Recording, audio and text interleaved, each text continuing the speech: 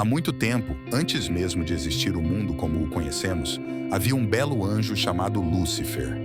Ele era uma das mais magníficas criações de Deus no céu, conhecido por sua inteligência e beleza radiante. Sua posição elevada e liderança na adoração a Deus o tornavam profundamente admirado no paraíso celestial. Lúcifer era adornado com pedras preciosas e sua aparência irradiava a gloriosa luz de Deus.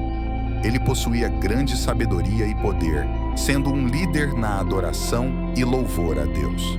Seu papel era trazer glória a Deus por meio da música e do louvor, e sua presença era uma fonte de inspiração para os outros anjos. Apesar de sua posição elevada e honra concedida, algo mudou em Lúcifer. Ele tornou-se orgulhoso e ambicioso, desejando ser como Deus e ser adorado da mesma forma. Esse desejo o levou por um caminho perigoso, transformando seu orgulho em rebelião contra Deus. Lúcifer convenceu um terço dos anjos no céu a se juntarem a ele em sua rebelião contra Deus, acreditando que poderiam governar melhor do que ele. Houve uma grande batalha no céu, liderada pelo arcanjo Miguel e os anjos de Deus, contra Lúcifer e seus seguidores rebeldes. No final, Lúcifer e seus anjos foram derrotados. Como punição por sua rebelião, Lúcifer e seus seguidores foram lançados em um lugar de escuridão e separação de Deus, que se tornou conhecido como o Inferno.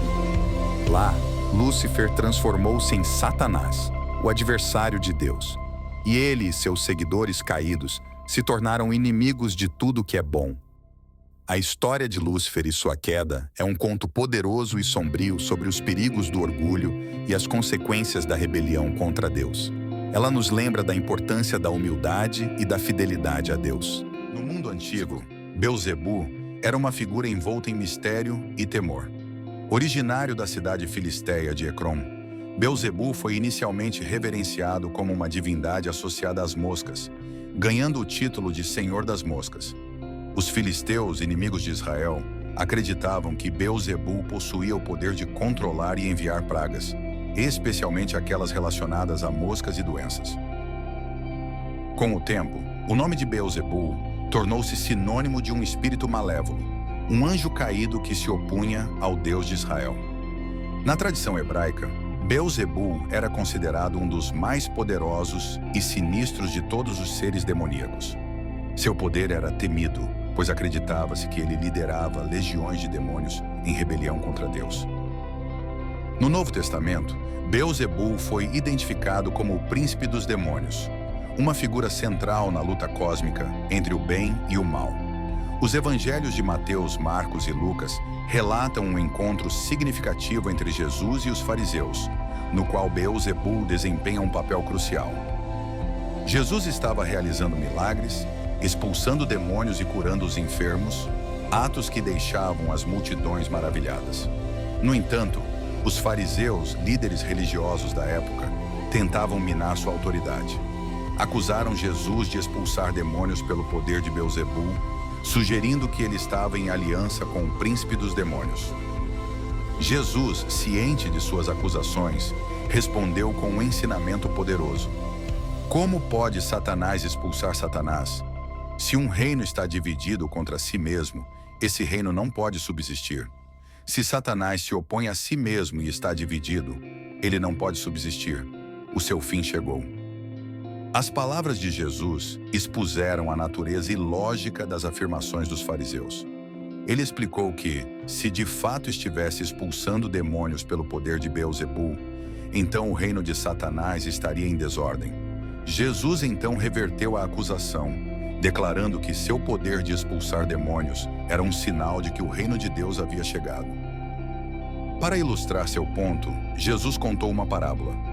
Quando um homem forte e bem armado guarda sua própria casa, seus bens estão seguros. Mas quando alguém mais forte o ataca e o vence, tira-lhe a armadura em que confiava e divide os despojos. Nessa parábola, Jesus se retratou como o mais forte, superando Beelzebu e suas forças. Por meio dessa história, os evangelhos enfatizam que Jesus não é um agente do mal, mas o conquistador do mal.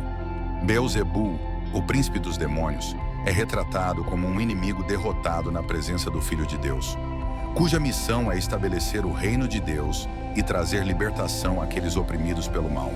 A história de Beelzebul serve como um lembrete da vitória definitiva do bem sobre o mal e da autoridade de Jesus sobre todas as forças espirituais.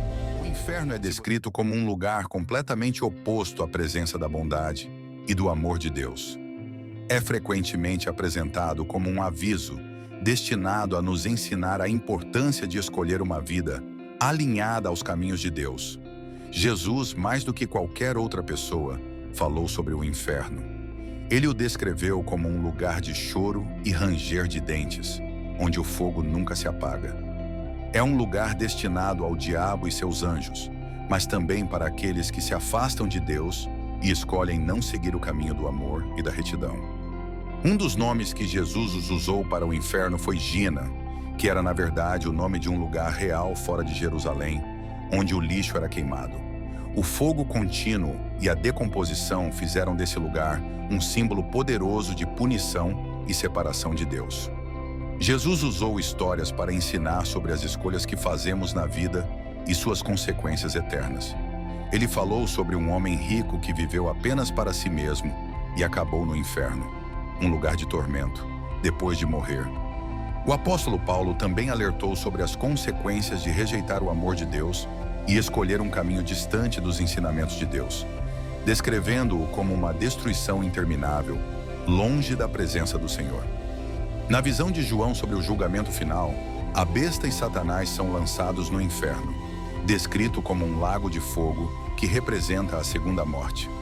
Esta não é apenas a morte física, mas a separação eterna de Deus, que é a fonte de toda a vida, amor e felicidade.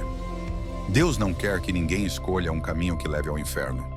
Ele deseja que todos cheguem ao arrependimento, que abre as portas do céu, um lugar de alegria eterna, paz e a presença de Deus. No reino além das nuvens, viviam incontáveis anjos, cada um com suas funções e deveres sagrados, todos coexistindo em perfeita harmonia e paz.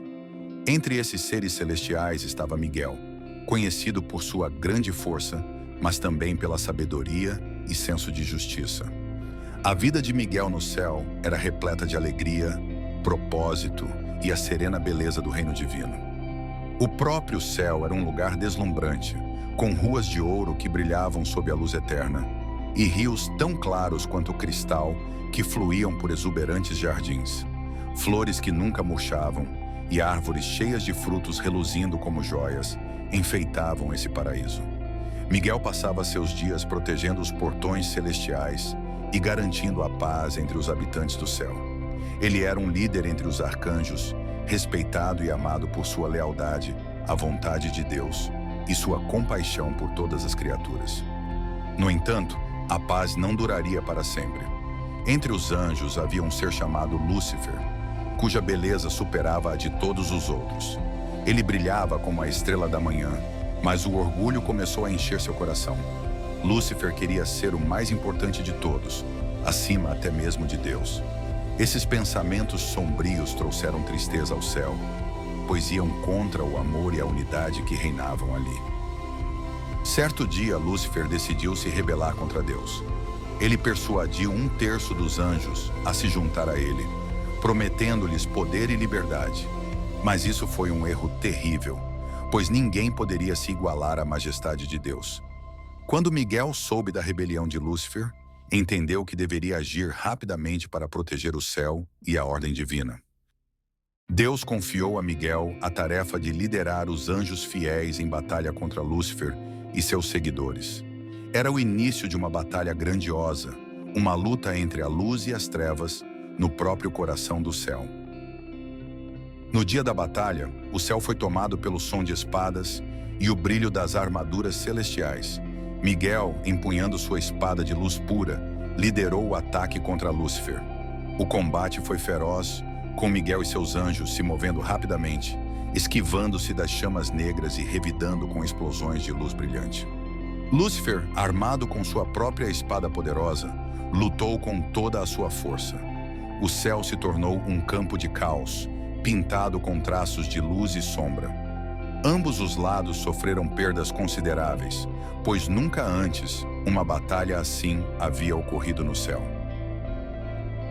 Apesar da força de Lúcifer, a fé de Miguel e sua determinação eram inabaláveis. Com um grito poderoso, Miguel invocou o poder do bem e sua espada brilhou ainda mais forte. Em um momento decisivo, ele desferiu um golpe fatal em Lúcifer. O impacto foi devastador. Lúcifer, incapaz de resistir à força da fé de Miguel e à união dos anjos leais, foi derrotado. Lúcifer e seus seguidores foram expulsos do céu, caindo como estrelas cadentes, longe da luz e da glória de Deus.